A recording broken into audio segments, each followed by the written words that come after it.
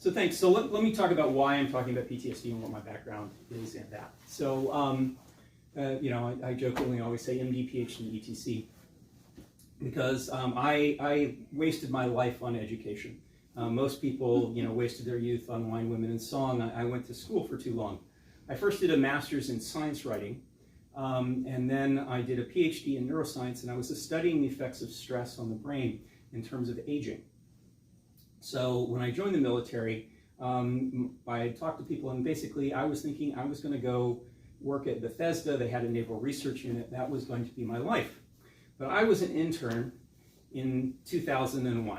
So life changed all of a sudden. So they didn't let me go to residency where I had set up my residency and that sort of thing. They pulled me, they forced me to San Diego, which turned out to be the best thing of my life in that regard.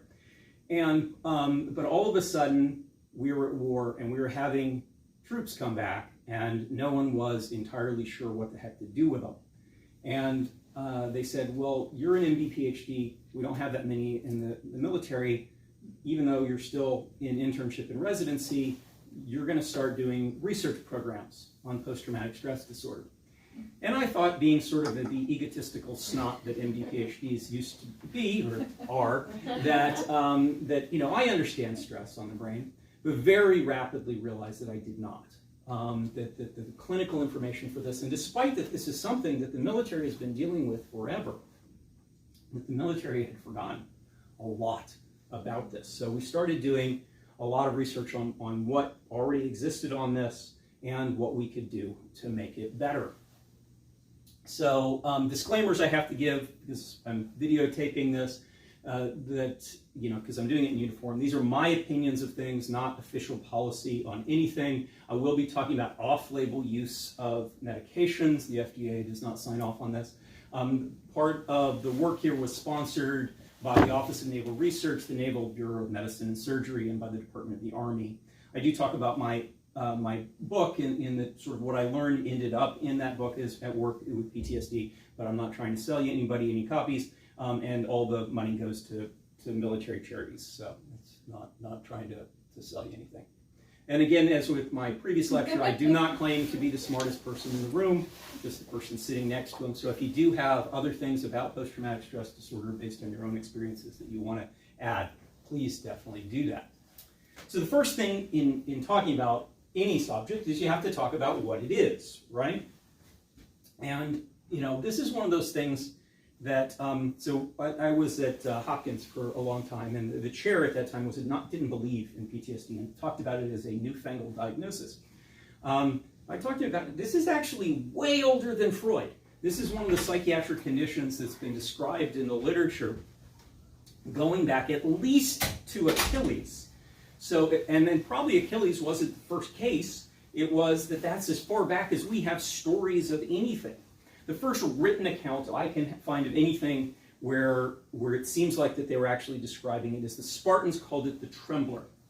It's not clear if they were referring to a person or to the condition, but that's an old term. But definitely by the time of the Civil War, we were very clearly talking about soldier's heart.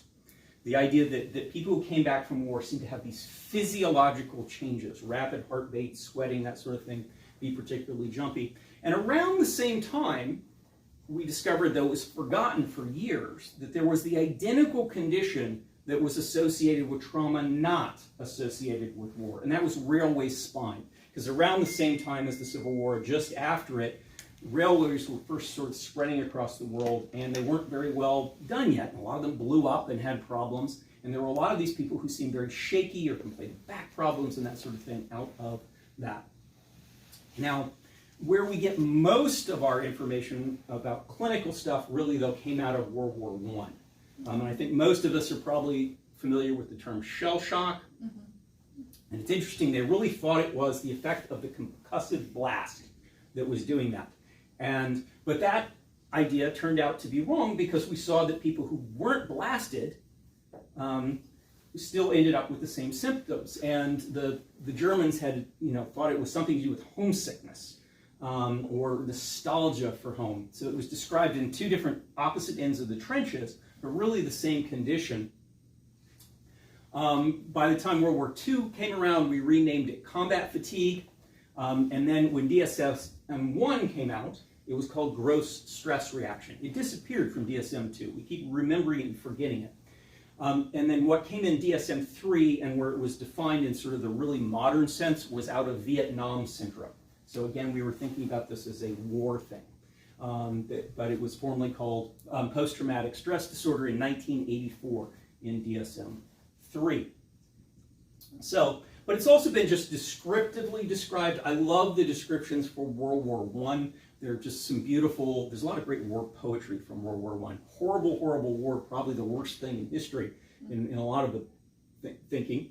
But this is a beautiful description from a war correspondent. Something was wrong. They put on civilian clothes again and looked at their mothers and wives, very much like the young men who had gone to business in the peaceful days before August of 1914.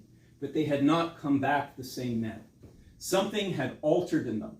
They were subject to sudden moods and queer tempers, fits of profound depression alternating with a restless desire for pleasure.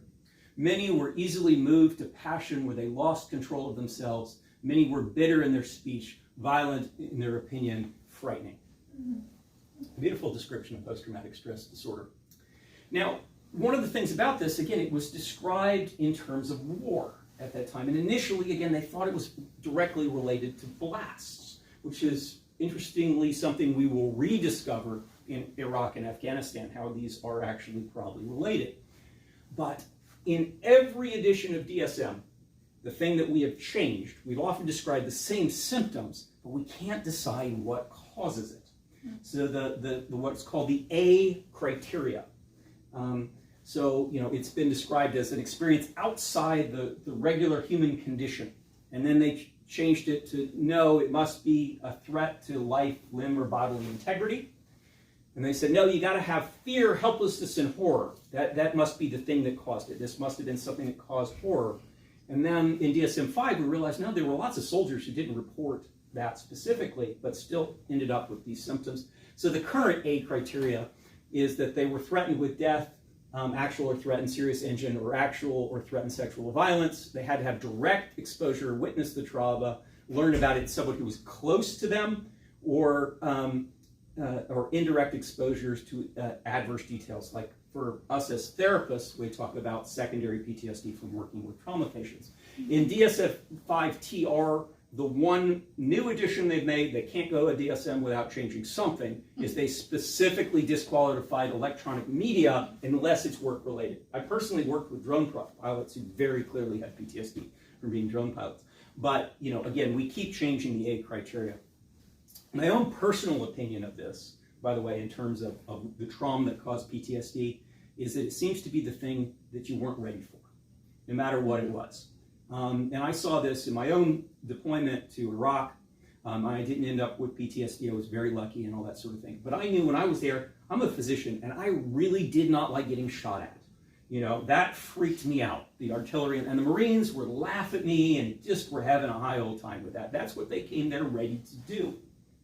But when casualties came in, I was a doctor, I'm a psychiatrist, but like all doctors, we did trauma rotations. I dealt with people dying in ERs. I was ready for that. That's what I thought we were doing. And the Marines were not ready for that. They were having a time in their life when they were shooting people and shooting back until the consequences showed up in the hospital.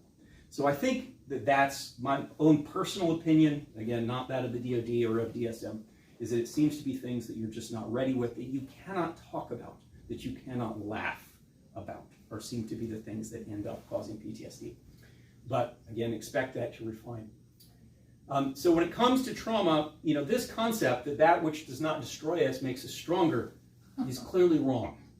And it seems to add up even. It may not be one trauma, but there is a cumulative effect that tends to lead to it. And then what are the symptoms? Well, I like to describe the symptoms in terms of Scooby-Doo. So the reason I start for this is that the first thing is got to be something that haunts you, that it's something that sticks with you in a deep and profound way that you just cannot get out of your head. And sometimes that's on a very conscious level, that there's recurrent memories that you're aware of. They'll tell you, I can't stop thinking about this. But sometimes it's more subconscious, it's nightmares, or basically daymares, which are flashbacks. They're like a dream that occurred while you're awake. Or sometimes it's the deepest level of memory. We forget that our brainstem remembers things. A person may, particularly in traumatic brain injury, may have no overt memory or nightmares about it, but the brainstem remembers. And that they'll still have a physiological reaction to something that is a reminder of the trauma. So first of all, it has to be kind of burned into your brain. But the second part is Scooby-Doo always runs away from this. This always drove me nuts as a kid. It's like it's always the guy in the rubber mask. Why are you running away? But that is part of PTSD, is that avoidance is both a symptom and probably a perpetuator, probably the way that this actually happens in terms of PTSD. So there's a persistent effort to avoid the trauma stimuli, or to talk about it, and that they'll have these reactions again, that they'll just want to stay away from it. I often say, after doing this for a long, long time, I can walk into a bar or restaurant near a Marine Corps base and I can spot every guy with PTSD. They have their backs against their wall, they're scanning the room, and they're ready to kill everybody in the room if they need to. Maybe polite, cooperative, but they're going to stay away from any sort of interaction. You won't find any of them in Walmart. But this creates a vicious cycle on the hamster wheel, is that what you're trying to avoid is burnt into your own brain, right? So the harder you try to run away from it, I tell everybody in the room, don't think of pink elephants. What's the first thing that pops into your head? Is pink elephants, right? So the more people try to stay away from this memory, the more it builds up. And there's an interesting history in terms of behavioral science that we have learned a lot about what causes conditioned fear. What this ends up leading to is a state of hyperarousal. If anyone have small children here or worked with small children regularly? Okay. Have you noticed that a 2-year-old's principal role in life is to try to walk off something, right? Your role is to just to keep them alive while they're actively working against you. They have no fear of anything. But somehow, by the time most of us are adults, if you stand at the edge of a Grand Canyon, you'll get queasy. You will feel anxiety, your heart rate will increase. We think that what happens is our brain learns to fear what we avoid. So, because it reminds us, so even if you sort of zone out for the moment, let's give you another poke. You've been avoiding this for a long time. That's probably because it's dangerous. So in this case, you are trying to avoid what's inside your own head. And also, when anxiety occurs, it burns memories even harder. Norepinephrine is a great reinforcer of memories. That's why norepinephrine drugs work for ADHD, right? So you end up stuck in this fight or flight mode. We're on edge all the time. So you're irritable, self-destructive, or reckless, always on edge and hyper-vigilant, exaggerated startle response. That's the other way to find every PTSD person in the room, is set off a firework or backfire a car. They'll have problems in concentration and sleep disturbance. What brings people into clinics, by the way? Well, basically all of this stuff. People don't complain about their avoidance. They think they're doing something all right. They don't even necessarily complain about the bad memories. That's what they expect. In particular, in the military, what we found in surveying everybody on those screeners is sleep. People, it's okay to complain about your sleep. That's what brings them into the clinics. Okay? But eventually, all of this stops working and it burns out. So DSM-4 and 4TR, we did not include a fourth cluster. But we realized that depression was almost always comorbid with post-traumatic stress disorder, right? And we thought, oh, well, it's just a comorbidity. But it's not. Because if you look at the two, basically, the PTSD symptoms didn't get better unless the depression got better, and the depression didn't get better unless the PTSD symptoms got better. So they're really the same thing in this condition. So you ended up surrounded by ghosts. This way of thinking, the idea that you can't think that even though this is always the guy in the mask, your thinking is off, and you stop understanding that it's the guy in the mask. So, other symptoms of that, cognitive symptoms, basically depressive symptoms.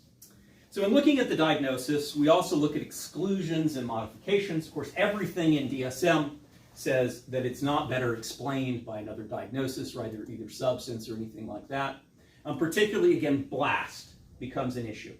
Is that a lot of the symptoms of just a traumatic brain injury look a lot like PTSD, and a lot of symptoms of PTSD look like a traumatic brain injury. And what we found out is basically the two are connected. They're not two separate conditions in this regard. If you've been blasted, you are more vulnerable to the chemical injuries, and if you've been chemically injured by PTSD, you're more susceptible to the blast injury. The one real difference in there is that blast should get better over time, just on its own. The brain heals, whereas PTSD can be delayed, show up later, get worse. So other modifiers, so basically out of this, we used to say it meets criteria at 1 month, but our data on that was pretty lousy in terms of saying that it's persistent. Our data is much better at 3 months, saying that if it's there for 3 months, it pretty much does not go away on its own. That's where the chronic specifier came from. Interestingly, it got the specifier got eliminated in DSM-5, but it remained in ICD-10, and because now DSM-5-TR is just using ICD-10, it's sort of been reintroduced again. We also have the modifier with delayed expression, if it shows up 6 months after the trauma. And there's one other one that showed up in DSM-5 is with dissociative features, and that is because the treatment pattern for that seems a little different when there's dissociation. So now, not every reaction to PTSD is trauma. Most trauma survivors, including veterans, including people with combat, will not have any psychological impairment. Right? So we don't just sort of lump everything into this. And every reaction to war is not impairment. There is post-traumatic growth as much as there is post-traumatic stress disorder. In fact, there may be more of that than there is post-traumatic stress disorder. And also, everything that goes wrong in regular life goes wrong in war, too.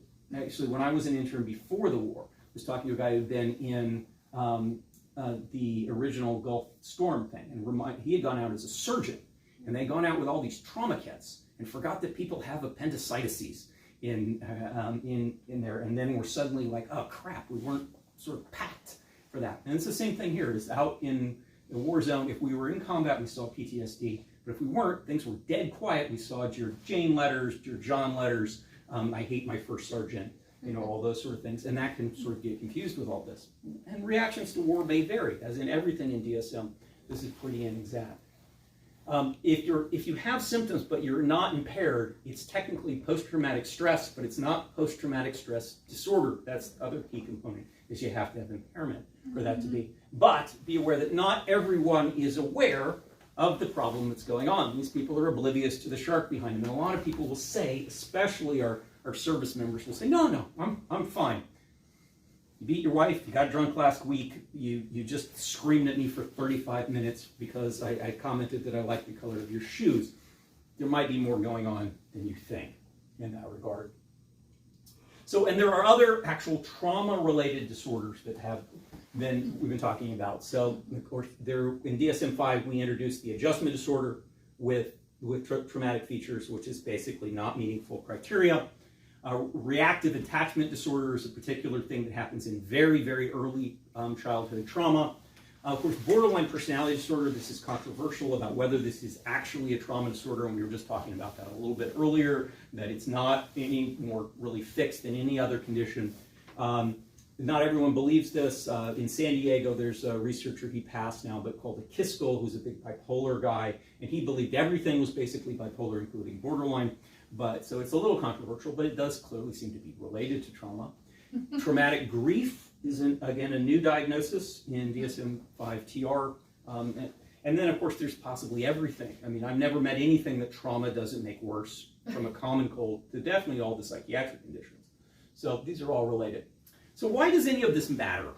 Why do we bother so hard to put people in these specific boxes of post-traumatic stress disorder versus adjustment disorder and that sort of thing? Well, I always remind folks that in psychiatry, for those of us who came from the MD side of things, that the reason that got muddled is that basically we were copying the medical model of this. And the medical model is that diagnosis leads treatment. So we're diagnosing people, though, not with lab tests, not with exact biochemistry, but basically the same way that medicine did in the 19th century, and where that tradition came from, which is going back to Hippocrates. Physicians have been trying to describe particular conditions, define it, and then say, well, what is the natural history of this? What happens if you do nothing? And then if we define this, what helps it? So if your symptoms look like her symptoms, then maybe what helped you might help her in that regard. So defining this is useful in that diagnosis should lead treatment. So what do we know about all this from the natural history and that sort of thing? Well, we know it happens, and we'll talk about a little bit of statistics. We know it has serious consequences, that this is not a minor condition. We can only partially predict who's going to get it and what's going to happen. We're very bad at stopping it from happening. Natural recovery, though, luckily is not bad. There are a few things that we can do to help it recover, and it could be better. So that's the whole lecture. You're done. We're going to go into the details of that. So in terms of PTSD happens, everybody in this room will probably meet a criteria at some point in their life. There's going to be a crazy drunk driver who's going to drive you off the road, or we in the military are going to end up in combat at some point, or heaven forbid, something worse happens. So most people experience some level A criteria in their lifetime, but the lifetime prevalence only about 5 to 10% of people end up with symptoms that ever meet criteria. It varies very directly to the level of trauma exposure, and it varies according to some other risk factors. The obligatory Hoag statistics, people know Colonel Hoag? Again, I'm feeling like the old man. He was the Army guy. He was my research counterpart, but the Army had a budget that was, I think, 50 times ours. So most of the stats are, yes, he showed that out of people coming out of Iraq and Afghanistan, about 12% ended up with PTSD, and about 18% ended up with some sort of psychological impairment of some other type. So our own stats that we kept in the Navy, so in people who were medically evacuated, about 17%, combat injuries, 26% of people ended up with PTSD. If you were medevac for psych reasons, it was about half of folks. Now, the other thing about all these statistics is that all of it's based on what you ask people. So we did an interesting survey where we did a research study where we handed these things out, but it was anonymous. And then we did the exact same thing in the exact same population on the record after we showed that we had a huge PTSD problem in the military. And then they agreed we could do this on the record. But when we did it anonymously, and this is in one specific population, we had an 8.8% rate in those deployed. And then when we did it again in the same people, we only showed up with 3%. So people may not always tell you what's going on. Obviously, in other places, the reason to tell opposite may be the opposite direction.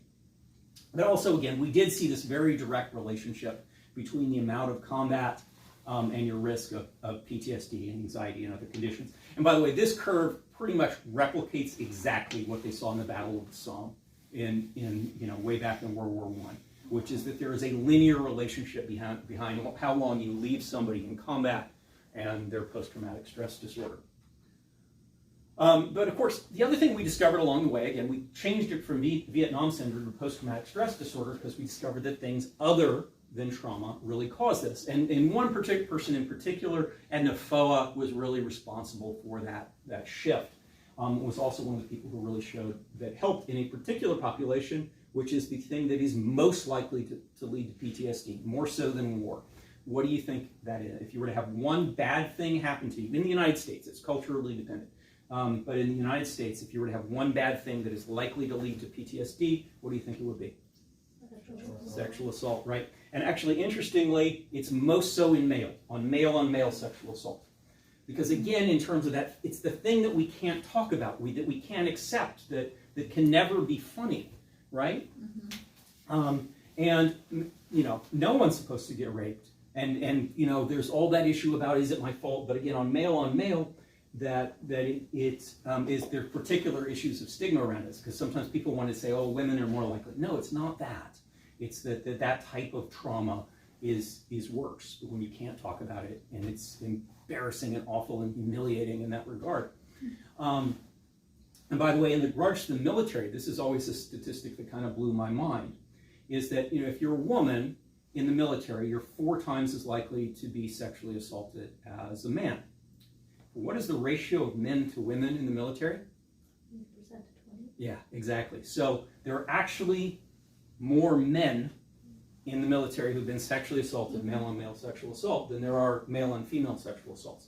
But in the clinics, do we see that? No, because they don't come forward. And this is something where I say that, again, when you're working with I wouldn't, with military folks, it's not something you do on the first intake, but definitely it's something that I've seen in session after session after session, that when you get into someone, you've been working with somebody for months and they don't seem to be getting better, a lot of male patients will discover, did you have the sexual assault? Yeah, and it'll show up. So, now, once you have it, again, we know that this is not minor. The consequences are a little too dark for Scooby-Doo in that regard, but there are increased rates of family fracture, of domestic violence, of alcoholism, of suicide. Okay? So it's not a minor thing in terms of the consequences of this. Where people talked about removing the D from post-traumatic stress disorder, I'm like, hey, this is really a disorder. It's pretty impairing when it happens. Again, not all post-traumatic stress is post-traumatic stress disorder, but when the disorder is there, it's very much the case. Now, but a lot of people then think that everyone is broken and violent and gonna go around and be someone you have to be scared of. But I always remind folks, PTSD is not a psychotic illness. It does not mean you lose touch with reality, and it does not mean you lose your moral sense. And the best example I give of this is that this guy is still alive. Or sorry, he died of natural causes now, older slide. So this is the head of the Westfield Baptist Church, who used to show up at all military funerals and say that it was the service members' fault, or that this was God's punishment for America, was that's why the service members were dying. And because God hates fags. So we managed to offend pretty much everybody on the left, everybody on the right, and a lot of people who are very, very good at killing people, right? And yet people did not take that step, right? That they were able to control themselves. Everybody hated this guy. Everyone was not unhappy if he got hit by a bus. But again, these people doesn't make them necessarily dangerous in that regard. But the thing that might change that, we'll throw in one more Scooby-Doo cartoon, is that the comorbidity with substances changes the whole game plan. And the substances are a significant risk factor for violence, and unfortunately PTSD is a risk factor for substances. So it's secondarily maybe the case, but you're a person who seems responsible and is trying to do the right thing and staying away from alcohol while they're dealing with their PTSD is not violent. So in terms of who gets this, predictions, we have risk factors that everything is biological, psychological, social. You have that drilled into you enough over time, right? So biology, we know that if you have a twin with PTSD, we saw this a lot in Vietnam. We were able to track twins who went to combat, those who didn't. And there does seem to be a significant increase in monozygotic twins of that. If you have a family history of any mental illness, though, you're at increased risk. A personal history of depression or anxiety ahead of time predisposes you to PTSD. Women are much more likely to get it 2-to-1, but again, it may be the nature of the trauma. It may not be like estrogen or testosterone that does that. And comorbid with substance use disorders. Again, if you're already coping badly, you're going to continue to cope badly with post-traumatic stress disorder. So psychological things, we know that the personality disorders, even though, yes, we're talking about the structure of those is probably poorly formulated, but nevertheless, to the extent that those are useful, they do seem to be predictors of post-traumatic stress disorder. So oftentimes we like push off somebody and just say, oh, they're just borderline, or they're just antisocial, and they're just narcissistic. It doesn't mean you can't have both. And as a matter of fact, you're more likely to. Because if you're a jerk as well, you're probably more likely to get beaten up. You're probably more likely to not be supported in life. If you've always had poor coping skills in that regard, you're more likely to have that. Risk-taking behaviors, of course, is a risk factor because you're more likely to be traumatized. And the more trauma you get, the more likely we are to have post-traumatic stress disorder. And if you have peritraumatic dissociation, so if basically you zone out for this, I have no memory of it, anything else like that, you're much more likely to develop post-traumatic stress disorder. That's probably a form of avoidance in and of itself, right? It was so bad you blocked it out, you're more likely to develop the other symptoms of that. Social risk factors, things you would expect. If you don't have support, tight-knit communities are very protective. We've seen this culturally as well, that we've learned a lot from sort of Native American warrior cultures about support and other things like that are protective. And again, environment leading to shame, guilt, stigma, or self-hatred. Huge. in this. Trauma as a child as well, you seem to be particularly vulnerable if you sort of learn that the world was an unsafe place very early on, and then you have something bad happen again. Socially withdrawn. This one is interesting to me, that the woman in the presence of a distressed husband, if he is sort of overly concerned about this, it's actually likely to make things worse. And parental psychopathology is predictive of child psychopathology. Tell me about somatha. And so even the old psychoanalytic stuff, even in modern DSM, doesn't impact so much. So in terms of biological, this is one of my favorite trivia points. So reduced volume of what brain structure is predictive of PTSD?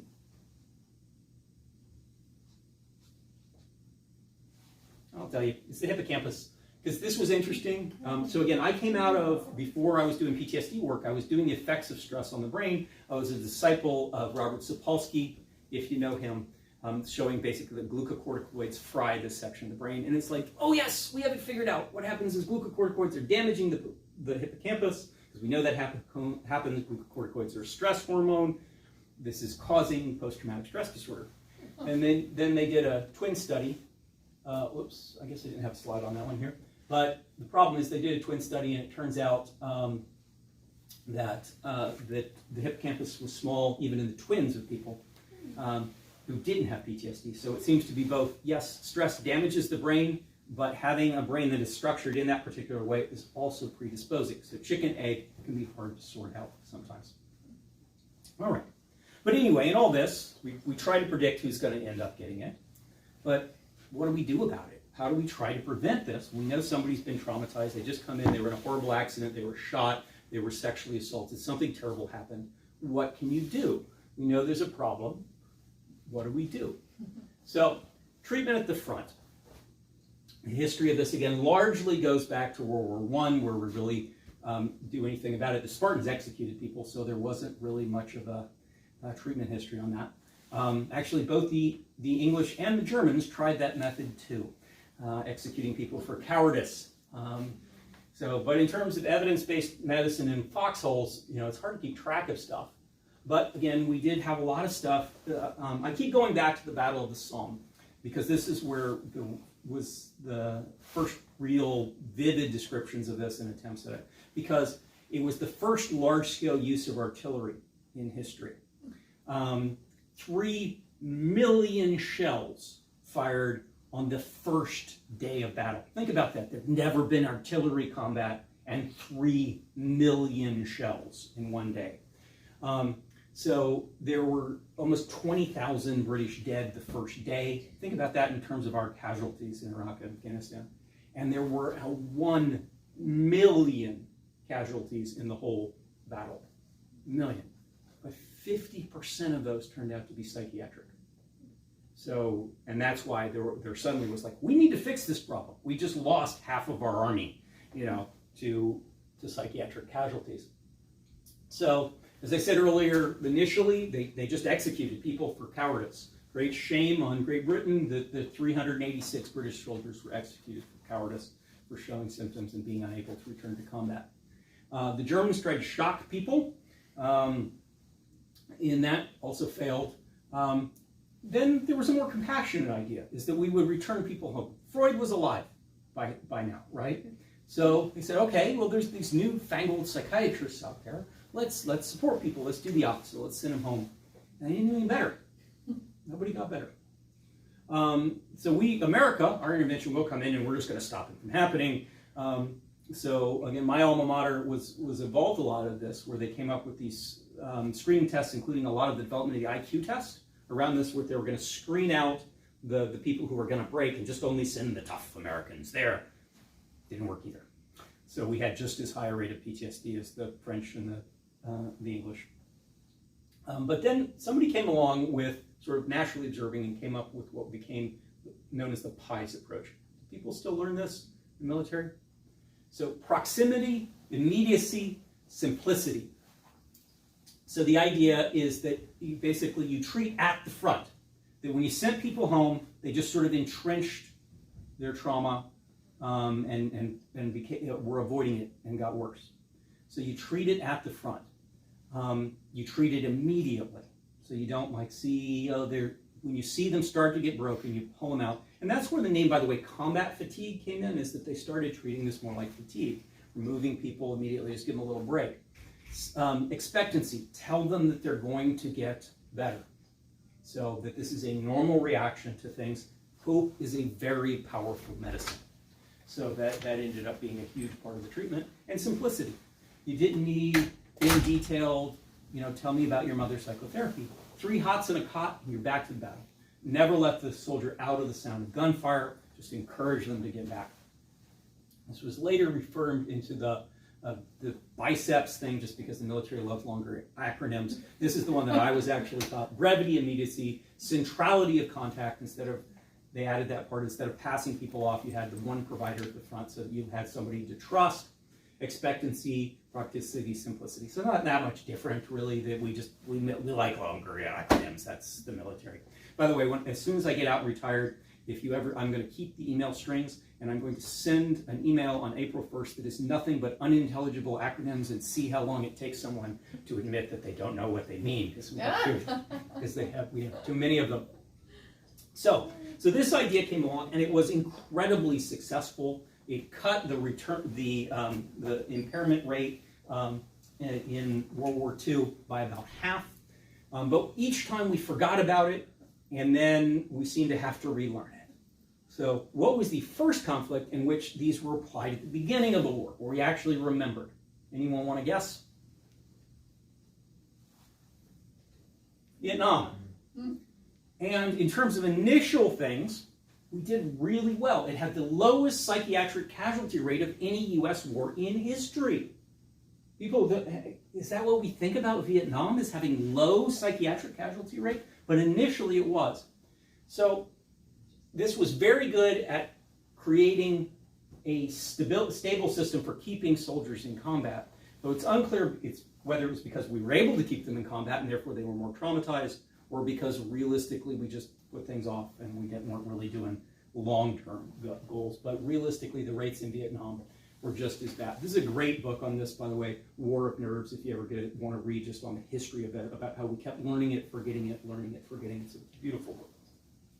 So, in the end, we're really kind of bad at stopping it from happening. And then we tried other things. Anyone at any point get into the debriefing craze? This was really trendy for a while, that you would force everybody to sit around in circles and talk about their feelings anytime anything bad happened. It worked. It didn't work. It may have made things worse. So there is some limited evidence that more individual cognitive behavioral therapy, just learning those skills early on, might be useful. Benzodiazepines made sense. You tranquilize people, right? Made people worse. Beta blockers. Maybe some small positive trials might be helpful. Cortisol had a couple of trials. And morphine, this one I thought was particularly interesting, because we don't think of morphine as helpful, right? There's an opiate crisis on. But what this showed is basically if you adequately treat somebody's pain, they're less traumatized, right? So oftentimes we're like, no, just suffer. Don't help people at the beginning. Do common sense things to alleviate suffering, and that seems to help. So, now luckily in all this, the spontaneous recovery rate is pretty good. But again, I mentioned earlier, if it gets to 3 months, though, it's very unlikely. See, this curve levels out and it stays flat after that. Early on, it'll drop off dramatically. Lots of people come in the first month, they have all these symptoms, but you do nothing except return them to their family and just make sure they don't have problems and they get better. So, natural recovery. Just sit on the couch, relax, enjoy your family, go to church, do all the sort of things are good. So general advice for the first month. First thing I always say is don't drink. Okay? Stay involved with your friends and family. Don't drink. Keep yourself healthy. Don't drink. Get back to your regular life. Don't drink. And if you're worried, come talk about it. There's no harm in engaging with us as therapists early, but we won't think you're crazy. They just be supportive. And then again, don't drink. But that's the number one predictor of bad outcomes in all of this. Okay? Safety first. Of course, none of that means that we ignore our suicide risk assessment and all those sort of things. It doesn't, even if it's post-traumatic stress or it's depression or it's schizophrenia or whatever, it doesn't matter. When it's suicidality, it's suicidality. We got to take those things. Or if someone's taking swings at people, you got to deal with that. Okay. So at 1 month, they're formally PTSD, and at 3 months, it's chronic PTSD and unlikely to show much remission. And now we also have that population that we can study in terms of actual traditional treatments, meds, therapy, social interventions. And there's hope in that regard. The treatments have actually gotten pretty good in terms of post-traumatic stress disorder. This, by the way, was a daisy that I grew in Iraq when it was 140 degrees out. So despite all that, I managed to just water it and keep it alive. So can't be done. So there are 8 positive randomized controlled trials of selective serotonin reuptake inhibitors, though interestingly, the only one that was done in combat vets was negative. That was Zoloft. Actually, this where I said I had my old slide says, sorry, this one's out of date. There are a lot more trials than this now. So there are trials of Prasasin, Lamotrigine, risperidone, some other meds at this point. Prasasin, actually, for a long time, the Harvard review said it was the most evidence-based treatment for PTSD because there had been no failed trials and all the ones had been positive. And then they did a really big one, and it was a failed trial. So that unfortunately got a little fuzzy. So we'll talk about the therapies in a second. Okay. So if you're an MD or an NP, you got that behind your name, what can you do? Well, there are 2 meds that are actually FDA approved for that. You want to tell me what those 2 are? I'll give you a hint. It's not Prozac. The ringer in the group. What are the 2 FDA approved for? Oh my goodness. Zoloft and Paxil. Yeah. Sertraline and Paroxetine. They did the work to go through the FDA. But in terms of this, all of them probably work. Fluoxetine actually has a fair number of positive studies, but by the time it was done, they were off-label, so nobody bothered to spend the millions of dollars to file this with the FDA. But it shows the SSRIs are probably all equally effective. Paroxetine Paxil has a nice sedating effect, which can be helpful because sleep is often a huge issue in this, so it has sort of an initial calming effect. It also makes you fat and sometimes has sexual side effects, but it makes sense in terms of the anxiety disorders. Zoloft was the other one. Very well studied. Low P450 interactions, meaning it doesn't interact with other meds. So if you got someone who's complicated on a bunch of stuff, it's a nice choice. Citalopram Celexa, again, low P450, and doesn't tend to be particularly activating or sedating, which is nice. So most of the other ones go one way or the other. Lexapro, escitalopram, which is basically just version 2.0. It's the single isomer of Celexa. So it's the same drug, just without extra side effects from crap in it. But it is a little bit more expensive. It is generic now, but the comparative cost, I think, is like a nickel versus 80 cents or something like that. So it is a little bit more expensive. And then the one no one ever actually cares about is Luvox. In my newer slides, I added also the SNRIs, the selective serotonin norepinephrine reuptake inhibitors. So venlafaxine, Effexor actually has a fair number of trials with it. It's effective. Venlafaxine, remember, is an SSRI at low dose. It does not, the norepinephrine part does not kick in until you actually get up to about 225 milligrams. So if you're just using it at a lower dose, it makes no difference. It's the same drug. But the SN part does add components in terms of treating pain, if they've got a lot of, worked in polytrauma settings a lot, so that for people who have physical injuries, it's a good choice. But you have to get up to the high dose to make it a pain medication. And then the thing that changed the game, and now just everyone uses that, is either the refined version of Effexor or Cymbalta, which is an SNRI right from the beginning. So if you've got comorbid pain. Not many trials with that, but probably all works. So how to use this? If you're going to treat PTSD and you're using an SSRI, just pick your favorite one. They probably all work. I like this one. Look up whatever the heck the starting dose is. You don't use books anymore now. Hippocrates or whatever you use. What is the starting dose? Cut it in half for the starting dose, because the starting dose is going to be listed for depression. And anxiety symptoms can sometimes be exacerbated by selective serotonin reuptake inhibitors in the beginning. So you start at about half the dose. You check back in about a week or two, because you're looking for worsening suicidality, right? Which realistically is an issue, that you have more thinking, but still, you have to check on it if you're doing it. If they're doing okay, double it. So you're back now to what officially was your thing. If not, if they're having increased anxiety, you cut it again. Now you take a quarter of the official starting dose until it feels like water. If it feels like water, then you've got no side effects, and now we'll give it time to work. You're going to anticipate a minimum 4 to 6 weeks, and quite often 8 to 12 with anxiety or PTSD. And you usually have to keep building up. You usually have to go to about double the starting dose. So you start half, go to double for when you're treating PTSD versus treating depression or everyday anxiety. You want to be in remission, just like depression, for 6 to 12 months before you stop the medication. So, other helpful medications, there's a bunch. Your favorite sleep med. Sleep is a huge issue of that. You do need to be careful of the like Ambien-like drugs, though, because remember they are related to benzodiazepines. Those are an issue with addiction. They're dangerous with alcohol. Prasasin, symptomatic relief. Interesting story behind Prasasin is, at least the one that was told to me, I don't know if it's apocryphal, was that it's an old blood pressure medication, also used for prostatic hypertrophy, but again, older for that. But it's ancient for that, and the VA decided to essentially get rid of it.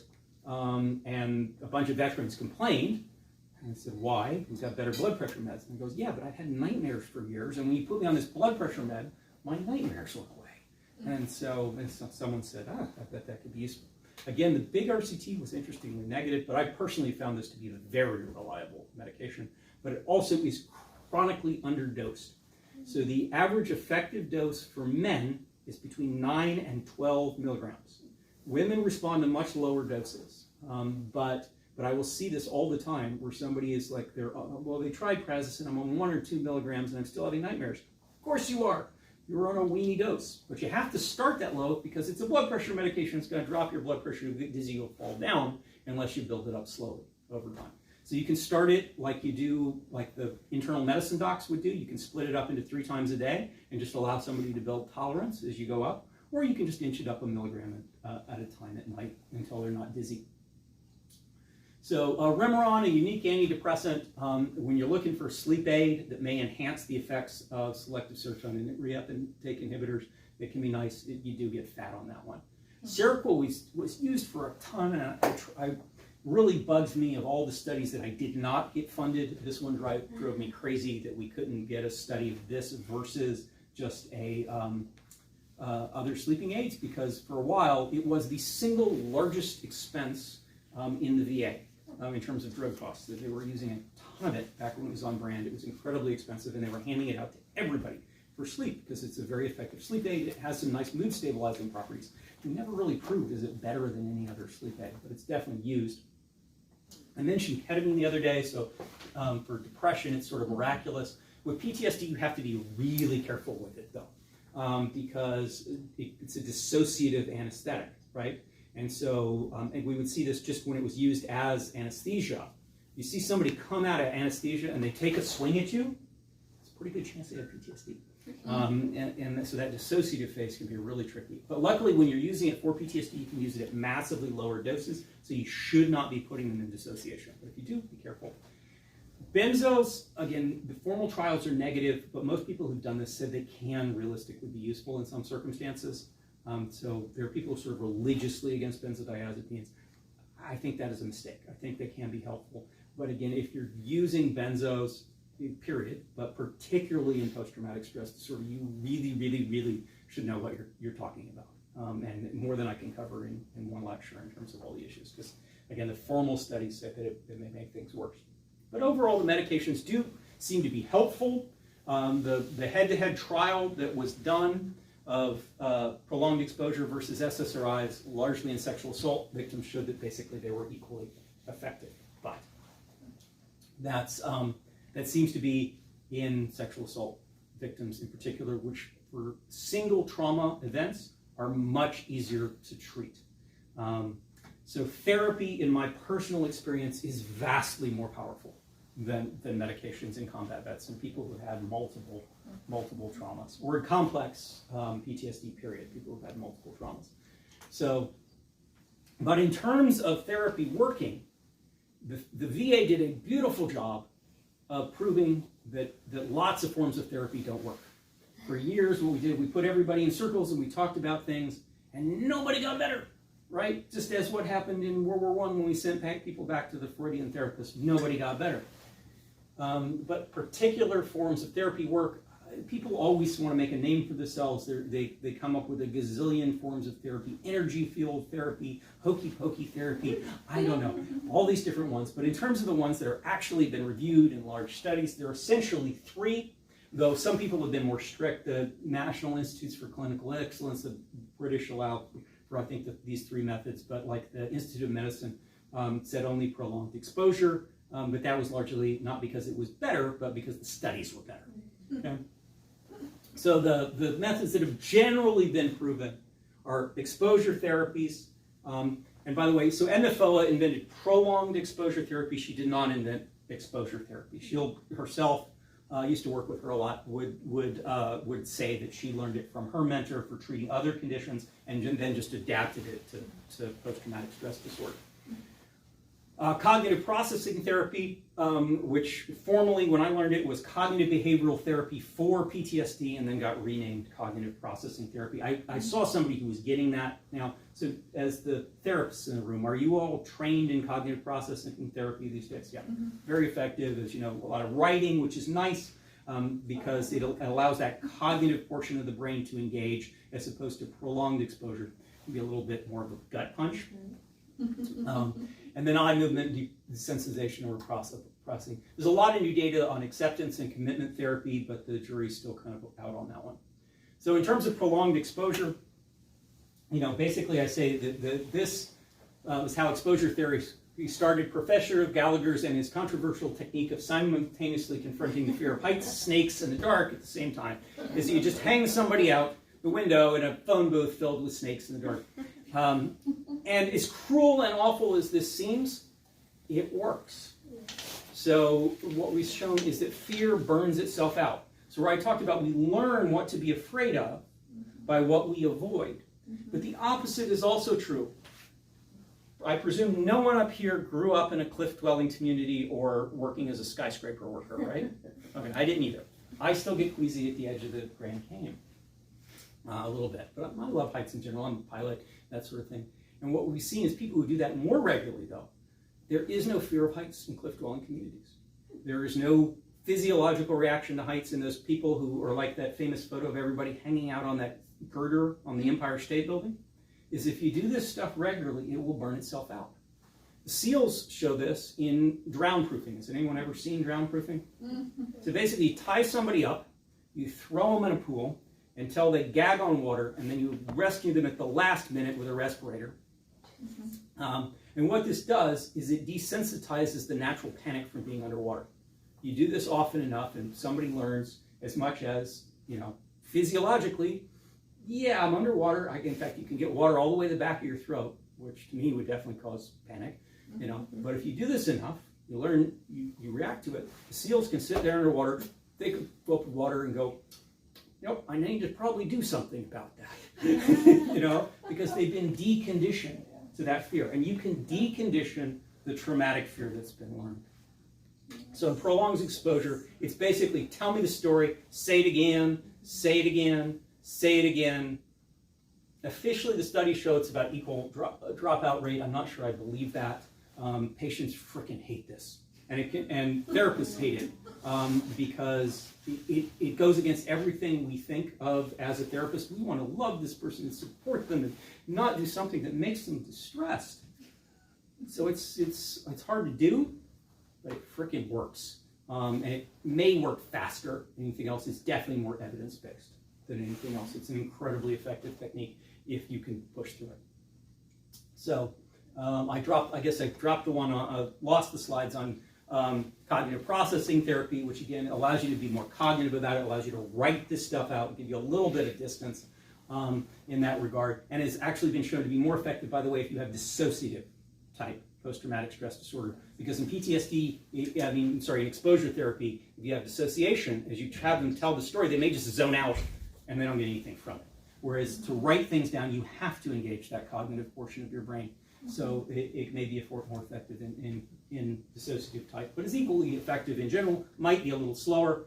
And then the last one is EMDR. I normally have a picture of a witch doctor up there. So I will say, by the way, I just blocked on her name, the inventor of EMDR. Shapiro, yeah. She's the only person I did not work with in terms of all these developers, so maybe my opinion of her is unfairly biased. I have seen her at conferences and that sort of thing.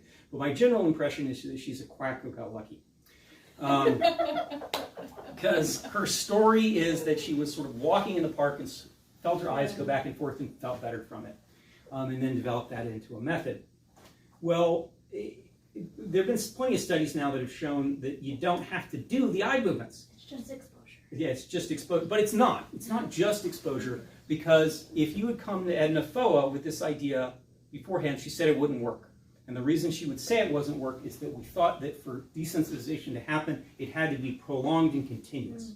And EMDR is interrupted exposure. So you do something, you distract yourself, and probably, again, all of these energy field therapies, my guess is that's what we're doing, the same thing, is that you're doing something, the hokey pokey, whatever, to distract yourself from and make it a little easier to do it, which again, FOA would have said didn't work, but the outcomes are just as good.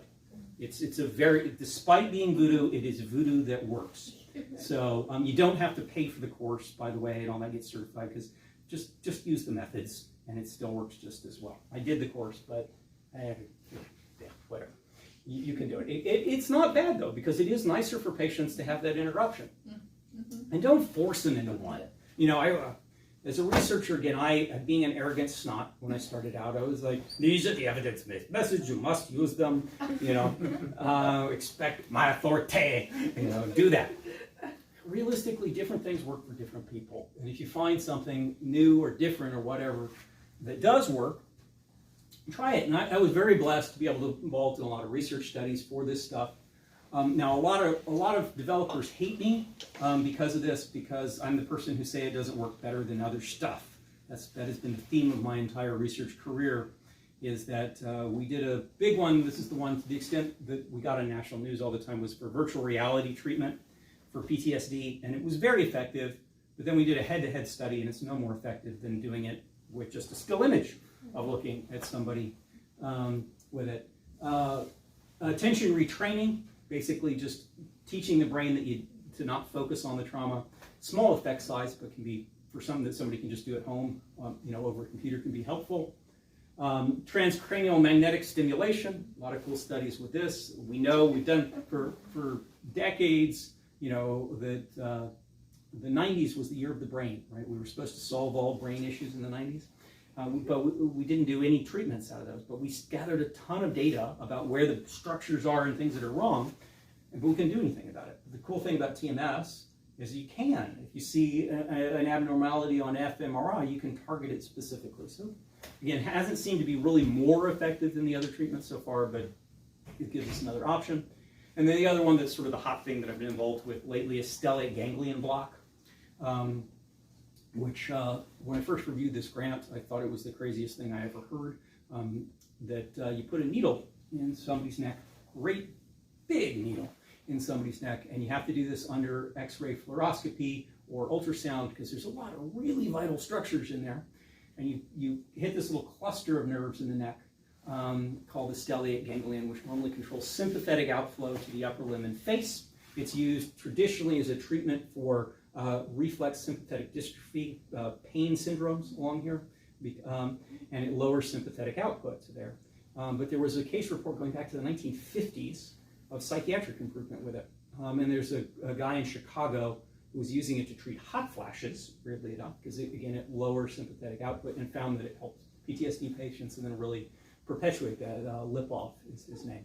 And again, he both likes me and hates me, because I actually left my job at Navy and went and did a pellet pain fellowship just to learn to do this. I was excited enough about it.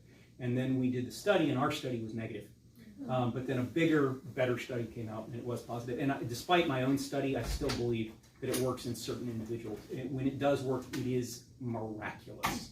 But it's hit or miss in our experience. So, and there is a placebo effect, even with this, for sure.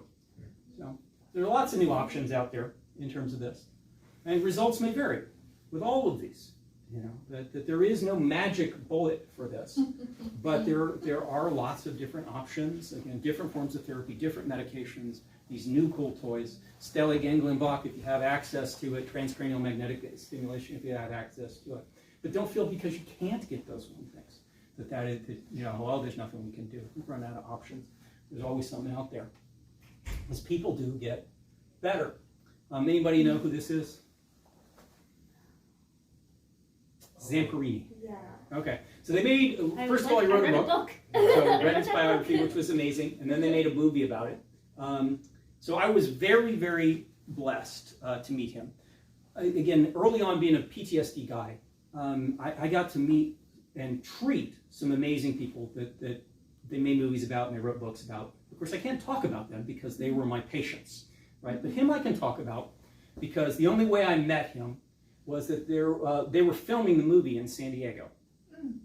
And a captain in my reserve unit was retiring and found out that he would show up and just for a speaking fee, he didn't have to pay to fly him in because he was already there, would speak. So she decided to have him come as a speaker at her retirement ceremony.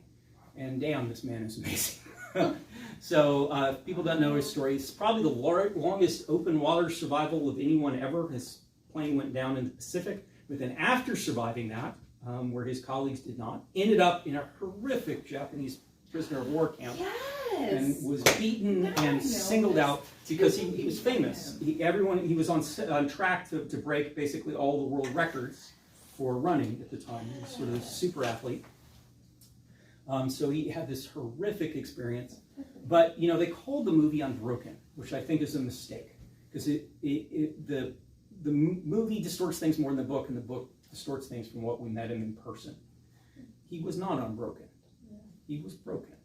Mm-hmm. He clearly ended up with post-traumatic stress disorder. And again, that's where, again, he's not my patient, but he's also not just a mythical sort of separated figure where sometimes they'll talk about John McCain or John Kerry, and they both sound like they have PTSD, but I never met them, I never interviewed them, that sort of thing. This guy I talked to, not as a patient, but just person to person.